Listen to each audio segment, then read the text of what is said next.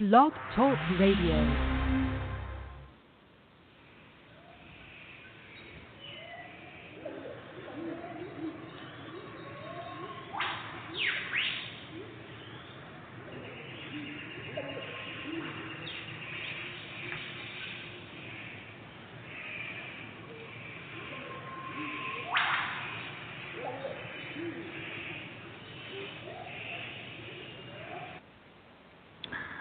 Hello, everyone. I'd like to welcome all of you back to Ohio Exopolitics. I'd like to thank all the folks listening to the archives. Today's show is going to be what you might call very strange, because I'm covering some of the crazy events that are going on today in the world from a lot of different perspectives. I'm going to start out first in the world of sports.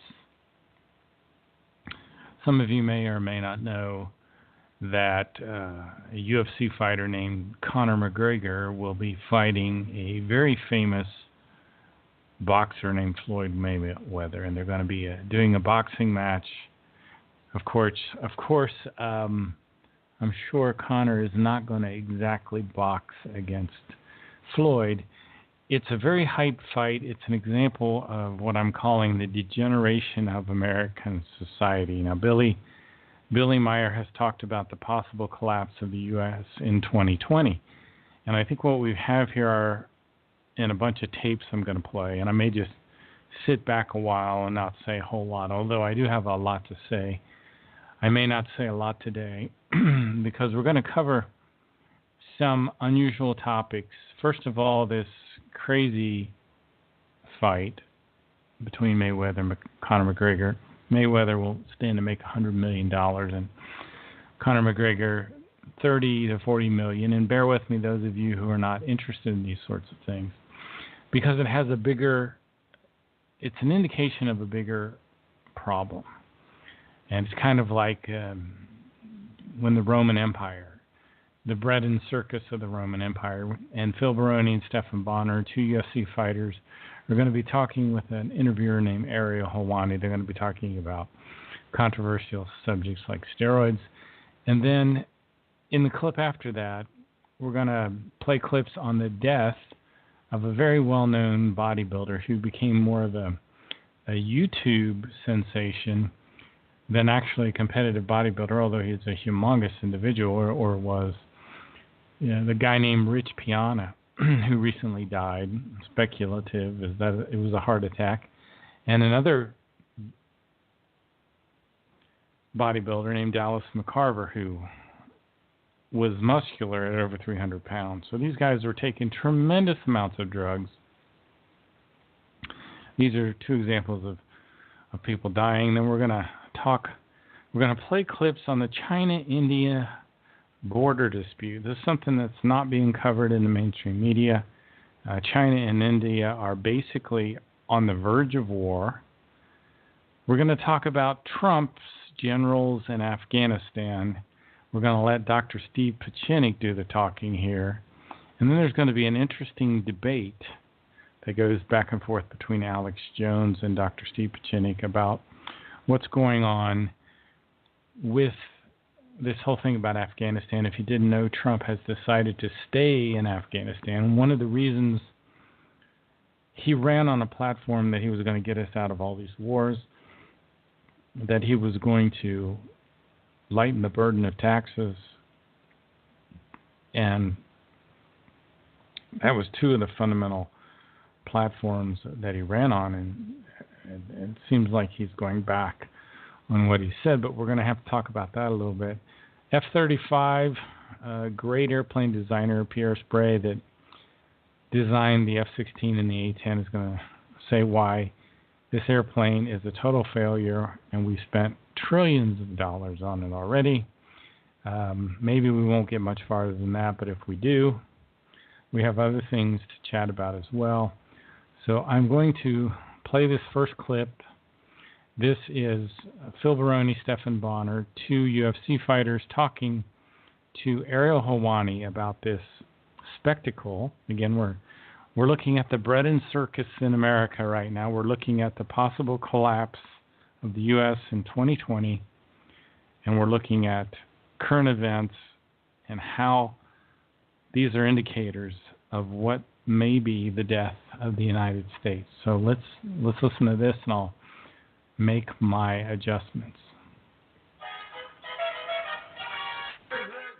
Phil, what's up, my man? Man, just got done training. Did you take a shower? Of course I shower. Okay, good. You shower? I did. Do I smell? No. Phil, how are you? Good, how are you? Can you hear me? Yeah. Do you want to wear this? I do. Yeah, you can wear it. I think you'll hear me better. You hear me better now? All right. I don't hear him great in my ears. If we could put him up a little more. Phil, it's good to have you here. What do you think of this setup? How's my hair look? Your hair looks great. I like this look for you. I like it. What does it signify? Sure. The real deal. Oh, wow. Fedor Mark Coleman. Is that from the event? Yep. Wow. It just got sent to me. From who? Oh, so it's not like from you back in the day. No, brand new. Okay. Talking to the mic there. And can we put him a little higher? I don't think. My mic sucks. Yeah, I don't think his mic is. I don't think his mic is working there, guys. Are we on air? Yeah, there we go. Great. Yes. You can hear me now better, right? Can you hear yourself in your ears? Much better, yeah. Okay, that's great. So what do you think of this? You just came in here. I bet all the journalists and everything were crowding around you. Yeah, There's an actual superstar is yeah, here, right? I might be the first one here, right? Yeah, that's right. We have a lot of things to discuss with you. We have a lot. You've got a lot of opinions on a lot of things. But first, let's start. You saw my opinions a little bit? Yeah. Of course. Okay. Let's start with Mayweather McGregor. Real quick before I forget. Okay. I just want to say something quick. Please. I just gotta get this out. When all of the Pride guys came over and started losing. Yeah. Do you remember? And everyone said, "Oh, because they're not Jews." That wasn't why. It's because all the UFC guys were on Jews. Yeah, right. And the Pride guys thought they couldn't take Jews to America. Is that true? Yes, I'm telling you the truth. You believe that? This is not a joke. I know well, I live in Vegas and I know all the guys. Yeah. The reason they all thought you have to stop. Yeah. And they all stopped and they all look like shit. Yeah. I'm not going to name the guys, but you've seen them when they all lost. It's a stupid fight. Yeah. First got here. Yeah. Well, that's the reason is because they thought you can't do steroids in America, and that's before you saw them. Wow. And they were the only ones not doing steroids. I'm just saying that's why they all lost. Interesting. That's the real reason. Okay. So since you brought it up, what do you make of the John Jones situation? Are you familiar with this? Yes, of course. This substance that was I know reported by everything. Yeah, I know TNT. everything Tell us about it. What is it? Tramadol. It's a steroid that was developed by the East Germans. Okay. They did really good when they used that drug. And it's a drug that women and men can use. There's no androgenic side effects, which is male secondary sex characteristics like aggression, deepening of the voice. Those are male secondary sex characteristics. So it wouldn't turn a woman to a man Okay. like testosterone would. Okay. So it's an anabolic. It's not really androgenic. Okay. What about the fact that it? And if you're on that drug, you might need Viagra because it's not androgenic. It's not like TRT. It's a complete anabolic what a woman can take. Okay. So it wouldn't turn a woman to a man. So it has none of those male secondary sex characteristics. So it would make you anabolic, Yeah. but not androgenic, not aggressive. Let me ask you. I want to get this right here because I got some information about his test, and I just want to get the days right. So on July 6th, Listen, it's impossible. Let me say another thing. It's impossible unless he took the fucking shit the week of the fight. Yeah. Yeah. That he couldn't have been caught. He can't just. Do you know what I'm saying? So he obviously was caught the whole time. Okay, but they knew, but it was a big fight. They had to let it happen. He took a so test. DC was expendable to the company. What do you mean by that? Well, they don't give a fuck that he got a concussion and get knocked out because he got knocked out by a drug using fighter. They knew it. Yeah. There's no way they found out. I just know everything about this stuff. There's no way they found out just after the fight. Okay. They knew the whole time. Really? Why would you take it just the week of the fight? It does not affect you. So you think that they knew and they let him Fuck fight? yeah. Okay, so this is the information. July 6th, he took a blood or urine test, passed that one. July 7th, took a blood or urine test, passed that one. On July 28th, the day before the fight, took a urine test, and that's when it came up. Yeah, right. Bullshit. Those days right there came down and they just didn't say nothing. You think so? Guaranteed. Get that fat little skinny bald prick on here. I'll go one-on-one with him. If he wants to go, wants to go, the USADA homo. If he wants to go one-on-one with the badass, you know. And what is it? And this is this a common? Because didn't Frank Meier test positive for this as well? Well, yeah, I don't know. Or maybe there's something that Greg Jackson's water over there in Albuquerque. Have you ever taken this? No, I've never taken anything. Anything? No. Come on. No way. Come on. How do you know so much about I'm all this natural. stuff? I'm a biology major. So forget about that. Degree of biology and psychology. From where again? No, Central Michigan and Hofstra. Oh, yeah, that's right. Long New Island York. Strong. Yeah. Would you ever go back to New York? Well, the thing with that was when I came here, I lost to Matt Lindland in the UFC, Yeah. UFC 34 or something like that. And I said, I'm never going to go back home until I'm a UFC champion. And I just never went back home to the UFC title. Okay. Or a world title. I tried to get it in private, so I'm stuck here. That's right. Okay. Yeah. Okay, so John, what does this mean for his legacy in your opinion? Like, Okay, I had to make go to Overeem it up, yeah, Uber Jones it, yeah, and go kill everybody. And they like that in Japan. Be the new Fedor. Be the guy that nobody can beat. But now for real, you beat everybody already. Beat him at heavyweight. Now go to heavyweight and fight them all. Is he the greatest of all time? Fight Uber Reem there. Is he the greatest of all time in your opinion? Yeah, without a doubt, yeah. Even despite all this? What does that mean? Nothing. He kicks everybody's ass. Right. In a fight, Yeah. he's the best. That's what I want to see. I want to see the best guys fight. I don't give a fuck where he trains, if he does jiu-jitsu or not, if he does anabolics or not, if he does boxing or not. I just want to see the best guys in there to compete. You had a great tweet about... I would never do steroids, but I'm just saying. You had a great tweet comparing him to Darryl Strawberry. Yeah. You believe, oh, and look who's here, Mr. Stephen Bonner. Things are getting fun. Oh, the real shooters are in town. Yeah, the real shooters are here. Stephen Bonner, how about this? Look at This he's got a is pink exciting. shirt on and everything. Wow. What's up, Mr. Helwani? This is huge. Thanks for coming, guys. I appreciate it. Well, this guy's responsible. You owe us. Yeah, He does. You made the trek, right? This guy's fucking responsible Yeah. for the UFC being where it is today. Uh-huh. You know, when the average Joe, him and what was the guy's name? Who'd you fight? That bum I fought? Yeah. Talk to the mic. Oh, yeah. Yeah, Yeah. the guy he fought. Yeah. You know, the regular guys. Yeah. Before to be in the UFC, you had to be an Olympian like Mark Holman or Randy Right, Couture. You had to be Dan Henderson, or you had to be, you know, a super duper world champion, multi-world champion. Then these guys started coming in, and then the influx of bums Yeah. entered the UFC. A bunch of reality show stars. Yeah, Right? but average Joes, guys like Ariel Helwani. Yeah. started Anyone could getting be in the a UFC nod. now. Yeah, right. Everybody could be in the UFC now. Wow. Well, it's good to see you here. We were just actually talking about John Jones, and you know a thing or two about John Jones, right? You Yeah. fought him. Oh, yeah. What was your reaction when you heard the news? Honestly, I'm not going to believe it until they test that B sample. You know what? If Fox News could put Trump in the White House, I think Fox could find a way to get that title back to Daniel Cormier. Oh, I think wow. it's, yeah. Wait, so he's quick to say that it was all, you know, everything. I wasn't mad about Trump. Trust me. Me and Trump are friends. So Yeah. that part was good. But He's to from see New York. him- He's from Queens. That's That's why. right, that's right. But to see him do this to John Jones just so they could get that title back in Cormier's hands, that breaks my I mean, it heart. was definitely a conspiracy. Wait, I'll so let now him you're break that. No, flip-flopping. I'm Now letting you're him break that. I'm letting him break that. What do you mean? What's the conspiracy? Well, go ahead. What, are you kidding me? Like, it's Fox's worst. Like, the UFC's on Fox. Their worst nightmare is having Cormier lose the title and having John Jones as the champion. You think they're behind So, Without a doubt. Come on. 100%. And we talked to John Come Jones. on, they we got talked, Bush in the White House, Yeah. Florida, and then he's they got fighting Trump in the White What? House. He was behind on all the polls, and now they got Daniel Cormier holding the title Okay. once again. But really, he, you know, Go ahead. I forgot. What I was Okay, let me ask you a question, Stephen. You fought John Jones. Daniel Cormier, yes. He's close to John Jones. He spoke to John Jones. And he told him. He didn't take anything. You spoke to John? Yeah, John told him I didn't take anything. When did you speak? Yeah. I swear to God. I spoke to him yesterday. I don't believe it. I couldn't believe my eyes. When you Yeah, fought- He called him. He got his number. They fought. They spent 3 rounds That's right. together. When you fought him, Me, him, and Melvin party together. when you fought John Jones, did you think? I mean, no one ever thought when he was younger that he would ever do. Yeah, he had kind of a frail body. He was skinny. Did you think that anything was up? No, Like Darryl absolutely Strawberry. not. Yeah, that's right. That's Absolutely not. Well, folks, interesting stuff. John Jones is a UFC fighter who, it's a long story and I won't give it all to you, but he's recently been busted for steroids. Didn't need to take steroids for sure.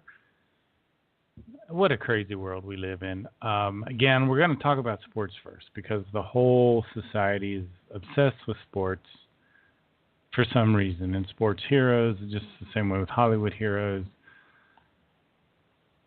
The next clip is about a fellow named Rich Piana who recently died, and another bodybuilder, Dallas Carver, who also recently died. And I'll let the clips kind of speak for themselves. Here we go. Hello everyone. 8:40 in the AM. 8:40 in the AM. I turned back on the Wi-Fi on my cell phone, and all hell broke loose. It really did. Messages from all over the world. Uh, I'm literally taken back. I'm just talking as much as I can. How could I? How can I make any type of relevant video? Yesterday I made a video when I was trying my best to bring back fitness to some sort of normality, to some sort of business as usual, as you guys noted by my tone of voice, and I couldn't. I mean, everything was going back to Dallas McCarver. I mean, everything was, how could you? I mean, it felt literally indecent. We're still in shock, actually, from that 26-year-old who passed away in Florida, too. In Florida, and Rich was in Florida, too. Matter of fact, he just moved in Florida in the quest of changing his life, right? I have no idea how to tackle this. Right, it's all over the place. I mean, the picture you're looking at is from his estranged wife, Sarah Ice Queen, Sarah Piana, who basically goes on in a lengthy text, and basically she finishes her sentence: "Rest in peace, my dear husband." Right. When it comes to his current girlfriend. The last post was from a week ago, right? Back then she used to, she wrote, "The only update I'm permitted to give at this time is that he is still alive, he is okay. And excellent medical professionals are here as well as myself." And the strange thing is, yesterday I posted a video when I did not mention Rich Piana at all, and you guys were, some of your comments, you can go ahead and read them. Say, hey, why don't you talk about Rich Piana passing away? And he did not pass away yesterday. So I was thinking about him the whole night yesterday. I really was, man. And I couldn't believe it. So I woke up this morning, Colin Van Moger mentioned him, Bradley Martin, Phil Heath. Basically, he woke up at 2:30 in the a.m. Better to know he is in Mountain Time. I think he is in Colorado. And wow, so both of these guys gone too soon. 46, 26. Arguably the biggest prospect in bodybuilding in Dallas McCarver, man. The biggest freaking prospect. This guy was a genius. And he was making, is it decent for me? Lord's sake, is it decent for me just to reminisce the progress that this kid was making? You have no idea. I mean, all the interaction with him, I was watching him doing these back rows. Like, they're the most impressive nowadays, man. Lately he was doing them, in a quest to better his physique and successfully. So, Lord, I mean, he was moving some weights way bigger than those of Dorian Yates of back in the day. And he was, is it decent for me to talk about that? Now that it's too late, man. Is it decent? But I guarantee you, I mean, the interaction I had with Dallas was like, just, bro, I mean, man, I was just happy to see him progress so well lately after the mishap that happened to him in was it Australia or New Zealand, where he was sick, right? When it comes to Rich Piana, the phone conversation I had with him lasted literally 2 hours. 2 hours. And the man I was talking to was a very charismatic man. You comprehend why this guy is by far the biggest crowd gatherer in any given fitness expo.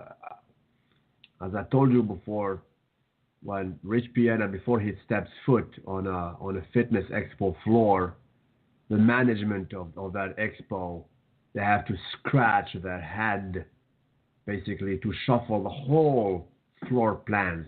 Everything needs to be tossed away so they can put him center stage. That way they can put the huge line, they can redirect the huge line of 4 hours plus. 4 hours plus, at least any given expo. People waiting like 4 hours, even more, just to see him and to basically to pass by his booth, taking a picture or whatever. This is. So we have John Jones losing his title, getting stripped again. We've got a couple big bodybuilding personalities dying recently because of steroid use. Strange events going on in the world of sports.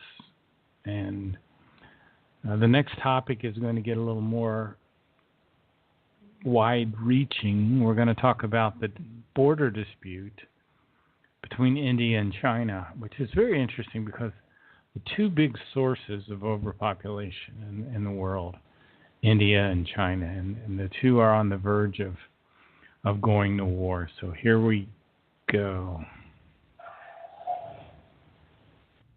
Following the 1962 Sino-Indian War, tensions existed in the China-India border.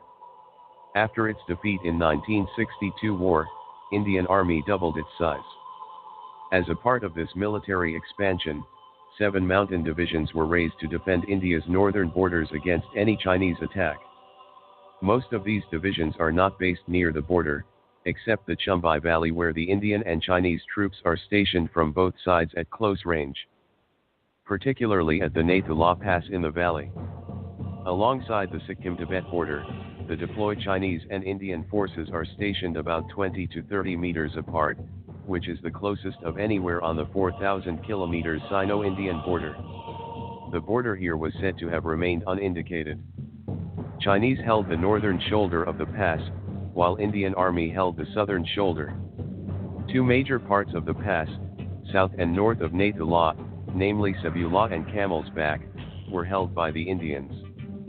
Since 1963, small-scale clashes in the region were reported in the press, frequently. Starting from August 13, 1967, Chinese troops started digging trenches in Nathula on the Indian side. Indian troops observed that some of the trenches were clearly to the Sikkimese side of the border, and it was pointed out to the local Chinese commander, who was asked to withdraw from there.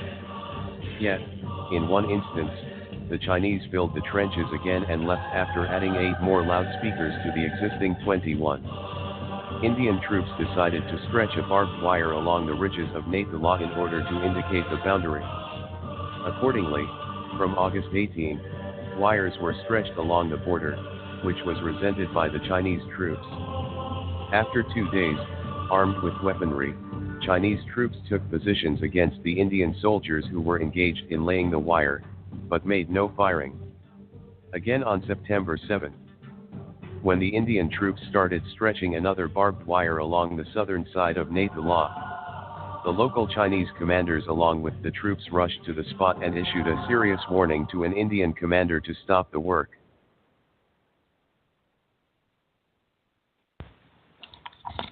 China and India on the verge of war. You're not hearing about any of this on the news. I have another clip here on this whole situation. It's all very interesting. It's just unfolding right now.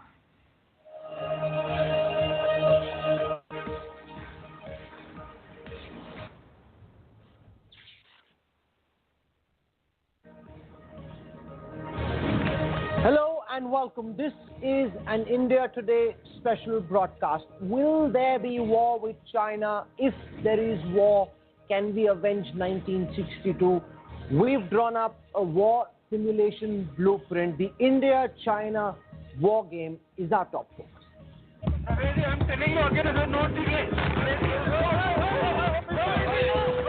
Eyeball to eyeball for 2 months and counting.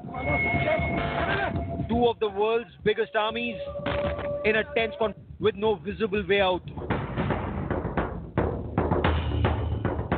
As the world watches nervously, the Doklam military standoff between India and China simmers uninterrupted. This is not your bloody area. This is not your area. The build-up and the Chinese warmongering is unmissable. Beijing's bellicosity grows. Is the dragon preparing the ground for a full-blown war with India? Is that why China has been baring its teeth for almost 60 days now?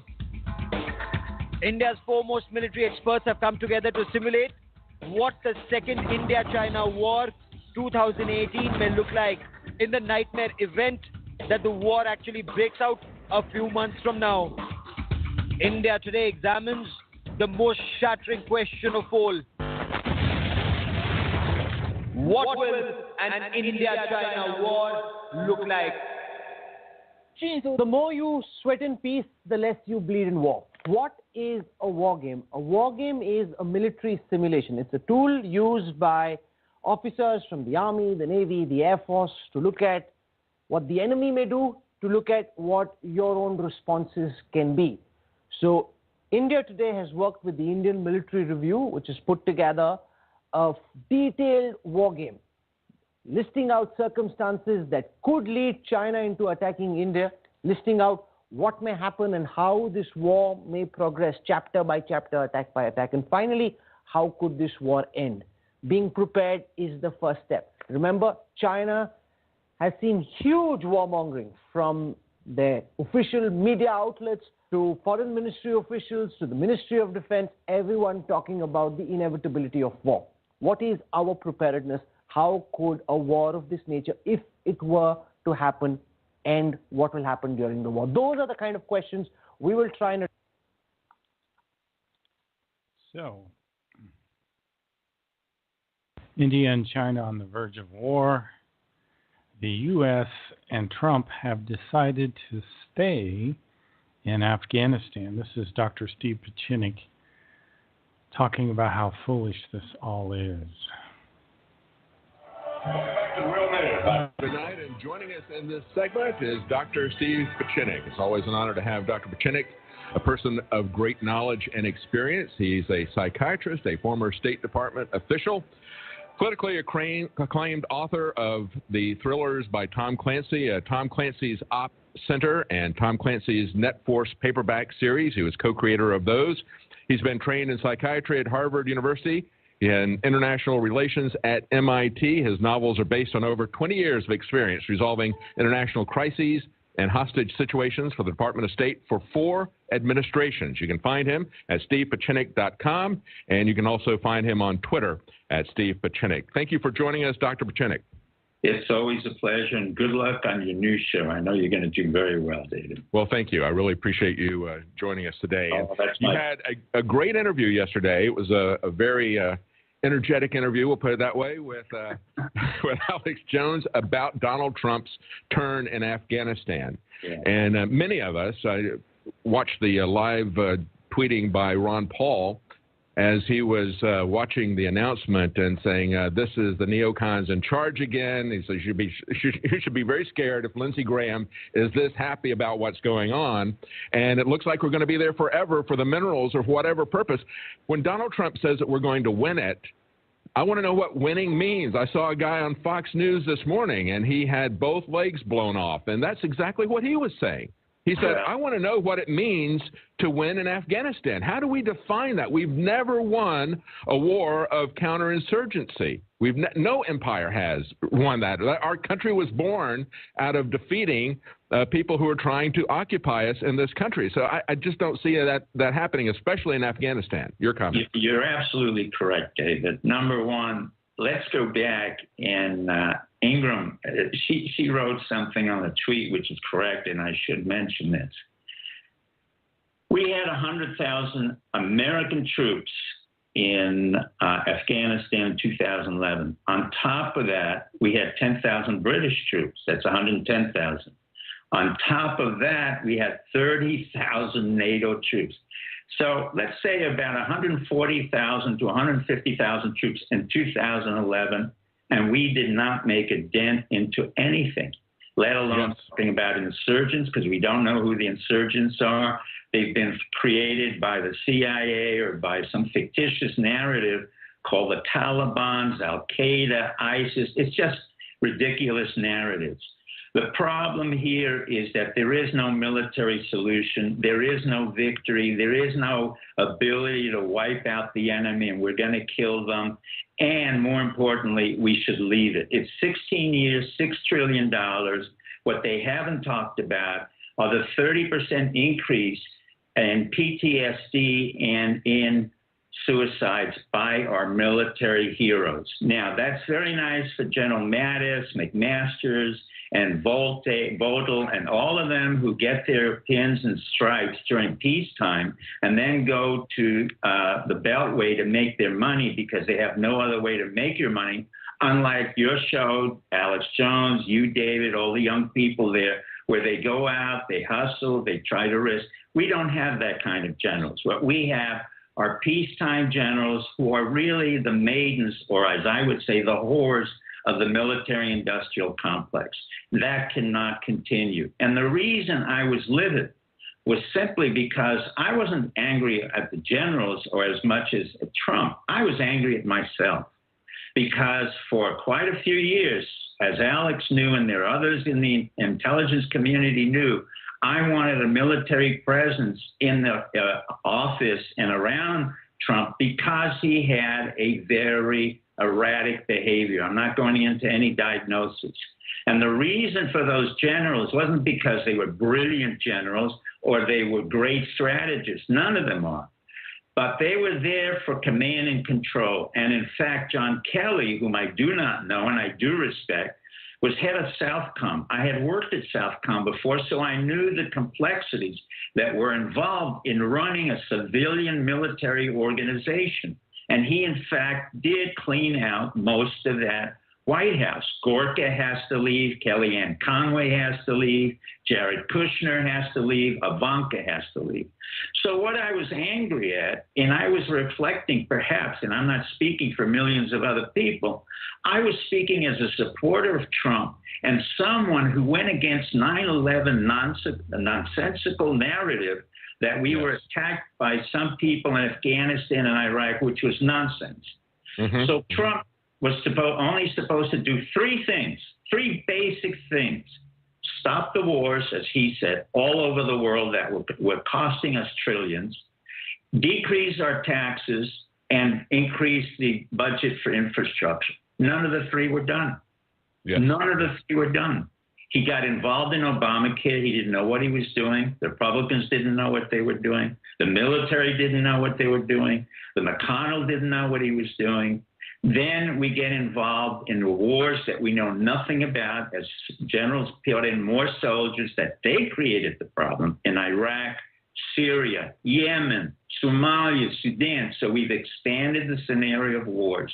And now we're completely on 180 degrees away from Trump. And what I said is Trump cannot continue and he will not continue. But I will also make another prediction. Pence will not come in as the vice president.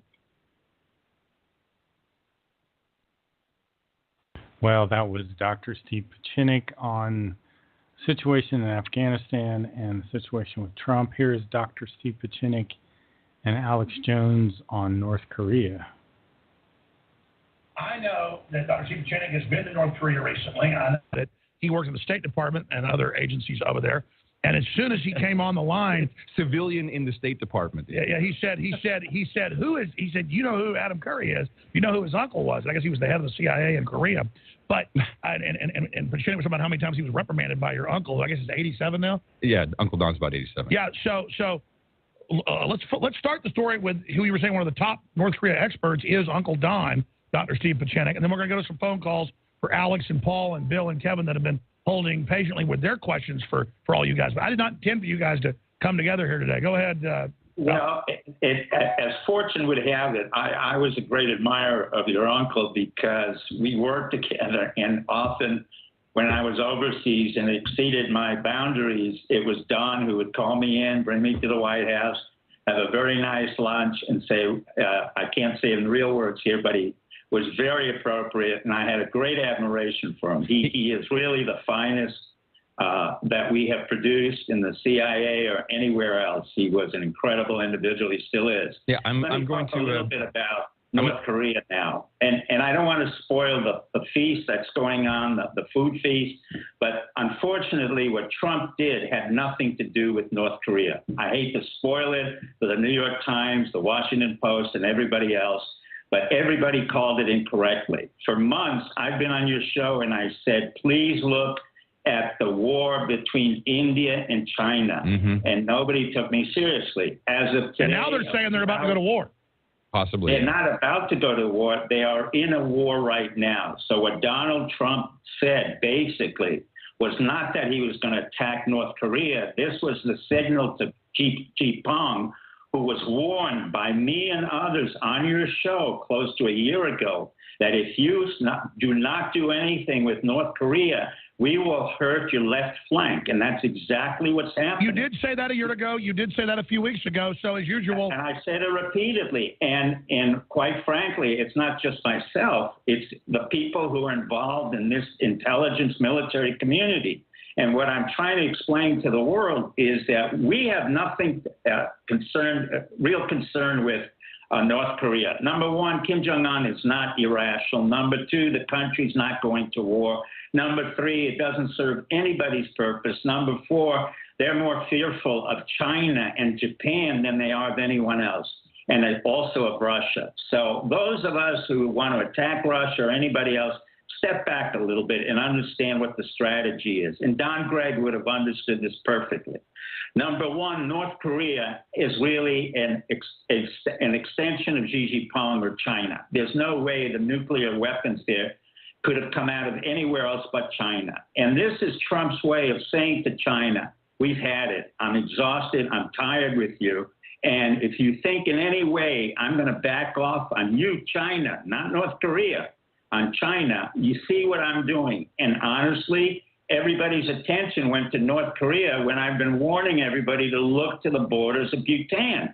And it was on your show that I said repeatedly, the Indians and the Chinese are now in a conflict over Bhutan, ostensibly over land property, but in reality over water. I have always and that's what Trump's meeting with the Indian prime minister was all about, him hugging Trump, and the rest of it is, the word is, that was pretty much clear, an alliance behind the scenes. I know they've tried to make one with Russia, but the neocons are trying to block that. What's the current...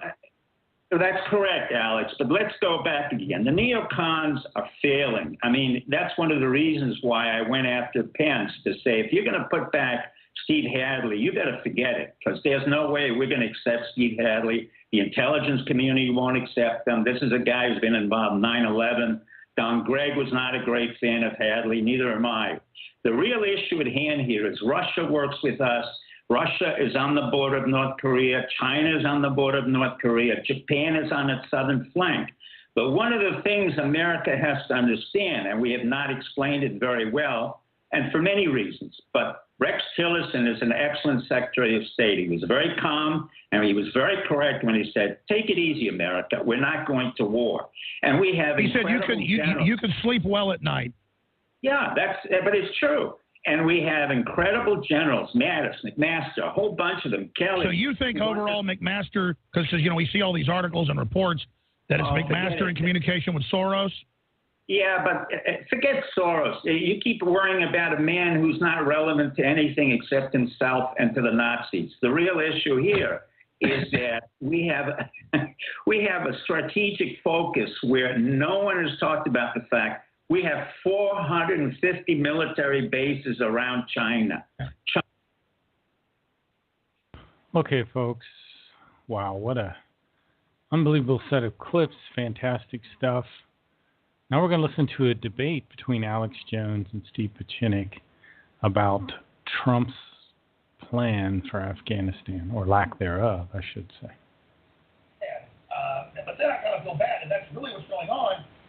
We're a big enough show now where if he's not going to tell them the strategy, because you don't tell folks what you're going to do, but then you don't want his constituents to get mad at him that he's betrayed us, I'm kind of in a quandary here. But Trump always told us what he was going to do, that he never lied to us. He hasn't lied to us. But he said, I will not tell the enemy what I'm going to do. and I will be, I don't want to say deceptive, but I will put all options on the table when we do something militarily, because you never tell folks what the options are, or then you've eliminated those options. What I think we're seeing is real presidential strategy here, and my gut is the exit is a very strong victory, pulling out with an economic deal, not giving the extremists a safe haven, and cutting off the globalist operation of playing footsie with the Al-Qaeda/ISIS folks. Dr. Pachinek, that's a mouthful, but is that somewhat accurate, or is that wrong?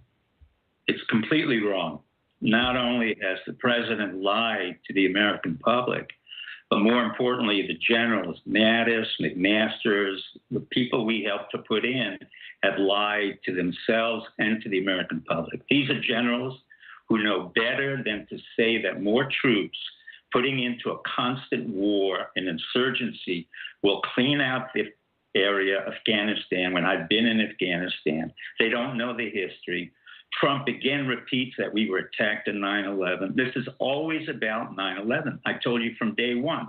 When I came on this show, it wasn't about Breitbart or Bannon or any of the guys. It was about guys like me and others who said these generals are cowards. They're moral, intellectual cowards. I've known that about McMaster because we paid him. I knew that about Mattis. But I had warned my men in G2, you put these guys in and they act in a different way, I will turn against you, and I will have every American turn against you, because this is a disaster. There is no strategy. Putting in more men, McMaster is an idiot. He knows very well does nothing. The effect that you're going to put pressure on Pakistan is absurd. The Pakistani, and Pompeo is the smartest, knows that this was created by ISI, the Inter-Service Intelligence Agency, and the CIA then created the Inter-Service Intelligence. Hamid Gul. Now, let me just get further. There was no terrorist attack from Afghanistan or Iraq, and these generals know it. They're lying. They're coward, moral cowards, and they're ineffectual. And I say that as a former Rear Admiral and a military officer who resigned my commission with honor, and I find them disgraceful. This is the most absurd thing you could have done. Trump is now on notice that we will work against him. The alternative right and the Tea Party started with guys like me, and Steve Quayle and others in Montana said, this is enough. This 9/11 was an inside attack by CIA.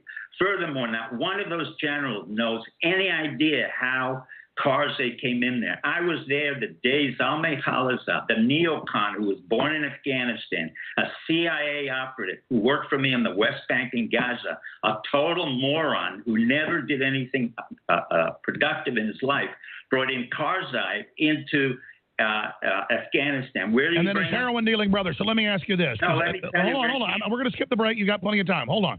Because I want to be clear. I don't call up guests and set up what we're going to talk about. I respect Dr. Pachinek. Hold on, I'm going to you.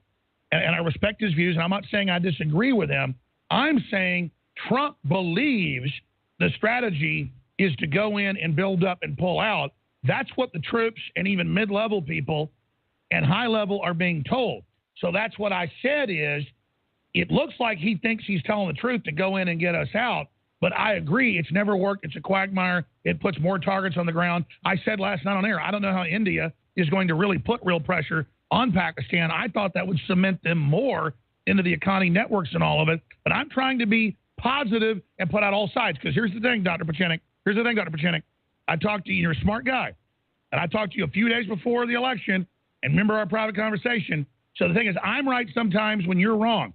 So all I'm saying is I'm not saying you're wrong. I'm saying this is bold statements by you, and I respect them. I want to hear them. We have you on for a whole hour tomorrow if you want to take calls about it. Because I mean, look, if Trump's really taking a sideways slide, his support of that bad health care bill, just wanting to get a win, was when he lost a lot of his support with people because it was a bad move. He did that. He hasn't gone after the vaccine makers. He's done some bad things, a lot of good things too. And I see the globalists hating his guts. Is this the beginning of the sellout by him, like Bannon has kind of signaled this isn't the same administration? What are you saying is really happening?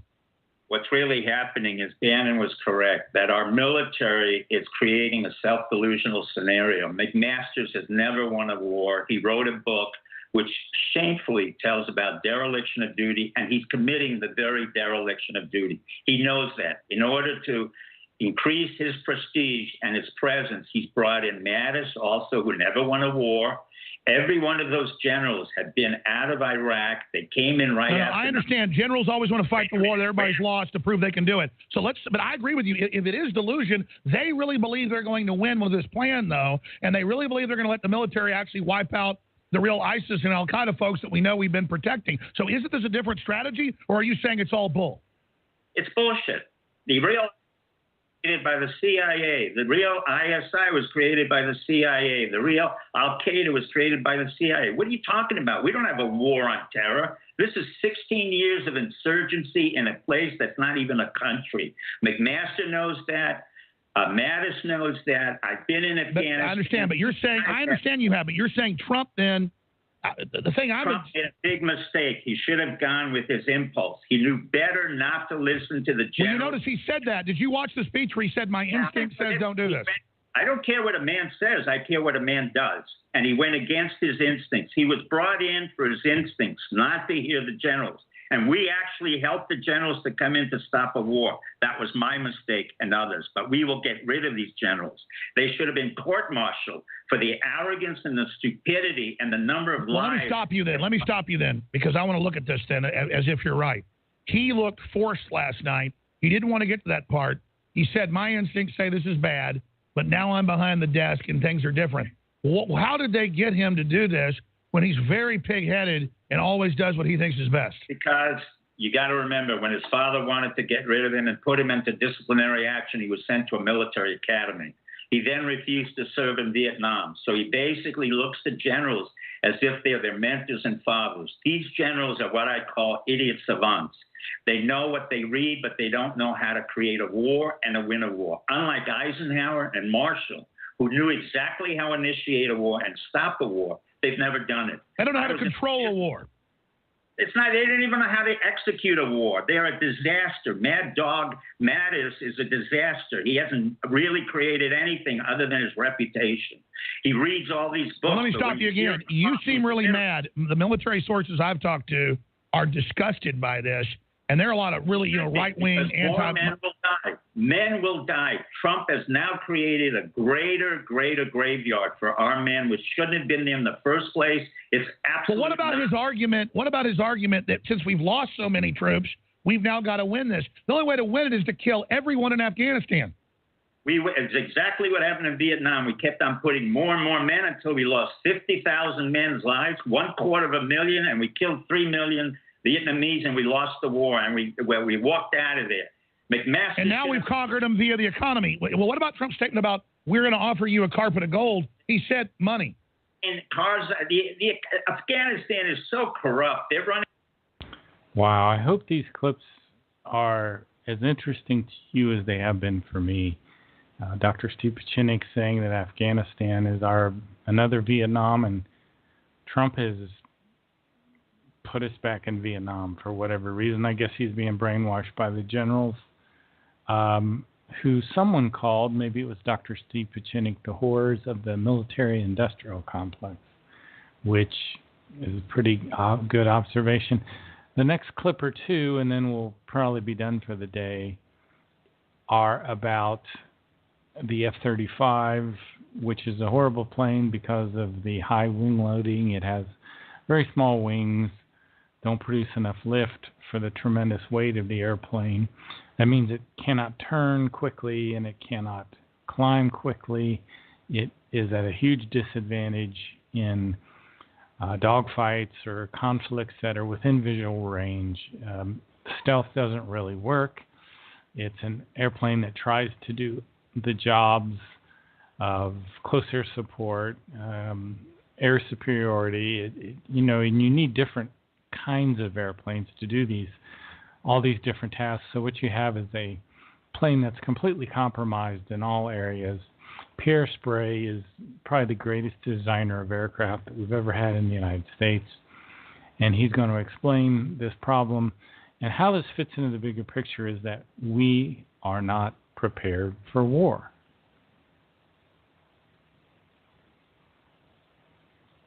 Finding a dependent view of what really makes a fighter good isn't easy. And sometimes leads to surprising places, like this storefront in downtown Baltimore. And this is a very unique way of mounting records with a 5-point suspension. Pierre Spray is a purist when it comes to design. He's an audiophile who builds his own equipment and makes his own recordings. But Spray has an even more impressive background, an Ivy Leaguer with a reputation as a systems genius.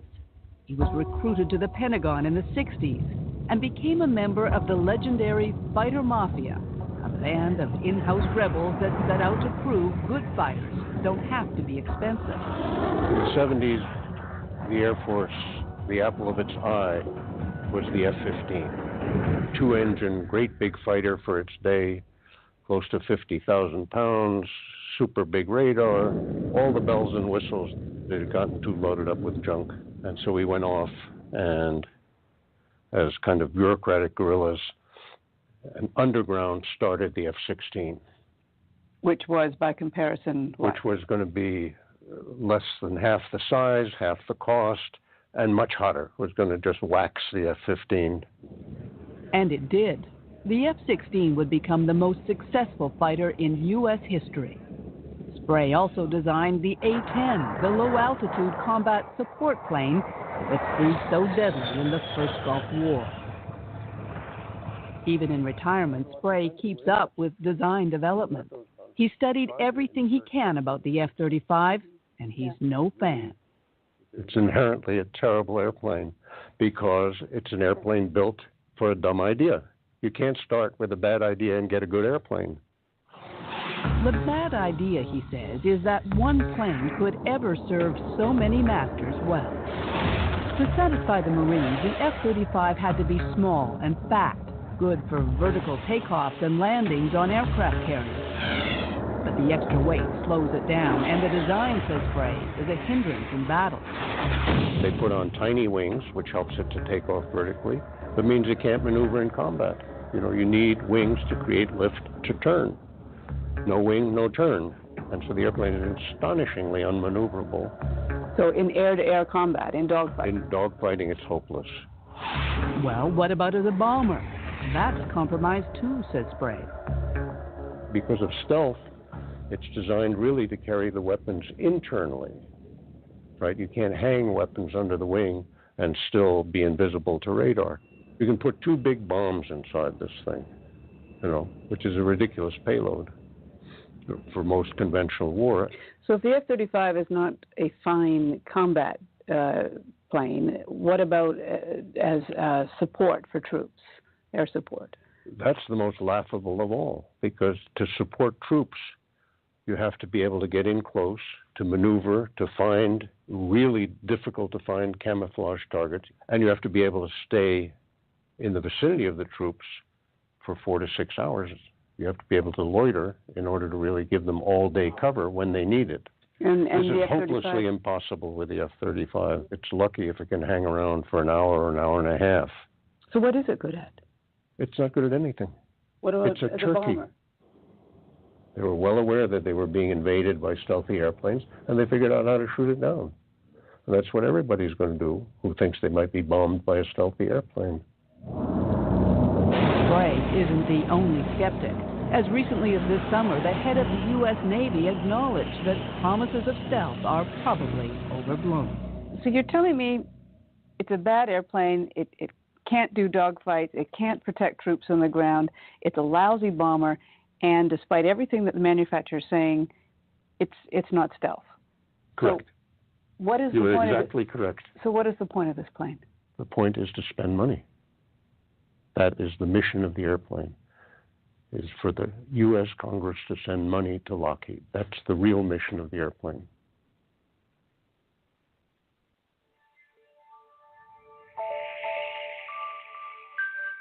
One of the great disappointments of my life has been the F-35. It started out in 2002 and has been plagued by cost overrun after cost overrun over cost overrun. It is a scandal. It is unacceptable. No, people have not been held responsible, which is one of the things we're changing in the defense authorization bill to hold people responsible. But it is now at least quadruple the original cost and at least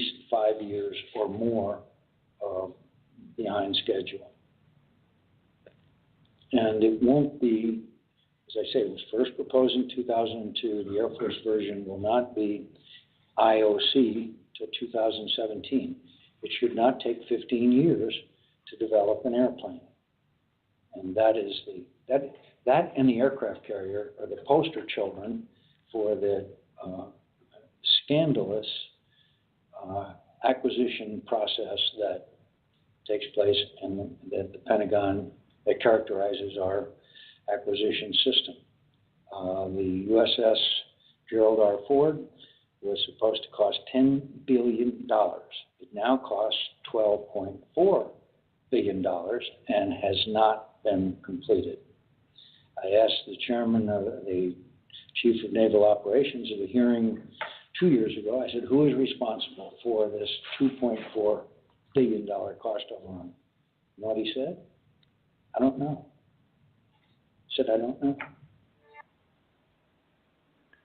Wow, that's Senator McCain, who, you know, despite some negative things, certainly in some areas, is really speaking from experience when he's talking about the problems with the F-35 and the problems, in this case, with an aircraft carrier that's $2.5 billion over budget. Anyway, I hope you've enjoyed these clips. I've really enjoyed these clips personally.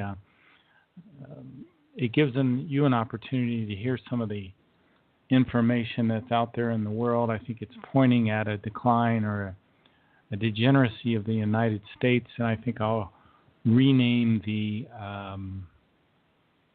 show appropriately to reflect this.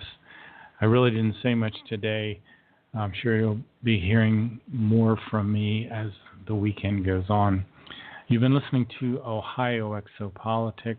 I'm your host, Mark Snyder. Have a great day.